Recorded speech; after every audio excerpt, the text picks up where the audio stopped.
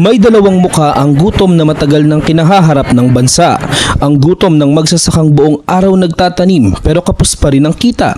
Ang gutom ng pamilyang walang maihain.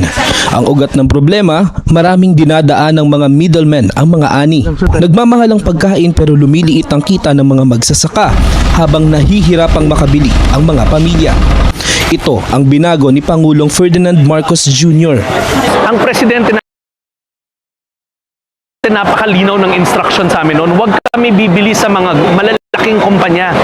Unahin ang mga farmers co-op. Lahat ng mga benepisyaryo ng walang gutom, sa farmers co-op rin tayo humahango. So sir, yung farm niya, doon na kami bumibili. Noong nakaraang linggo, dinayo ng Pangulo ang South Cotabato.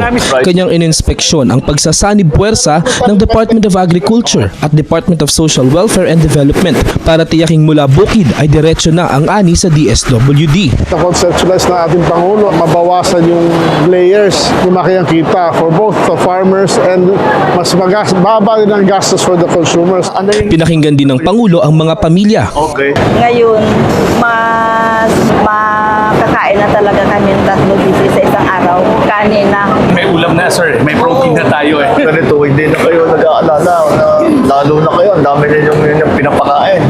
Para sa Pangulo, ang food security ay hindi lang programa, kundi pangako na ang tulong ay pangmatagalan. Ang tawag namin, hindi na farm to market. Ang tawag namin dito, farm to table. Dahil tuloy-tuloy, mula sa mga farmer, dire-diretso na sa kanilang hapagkainan. Sa buong bansa, tuloy-tuloy ang trabaho. Isa-isang inaayos ang mga bagay na magpapagaan sa buhay ng mga Pilipino, tulad ng sama-samang pagkilos ng pamahalaan para sa siguradong pagkain sa bawat hapagkainan. Mabigat ng konti.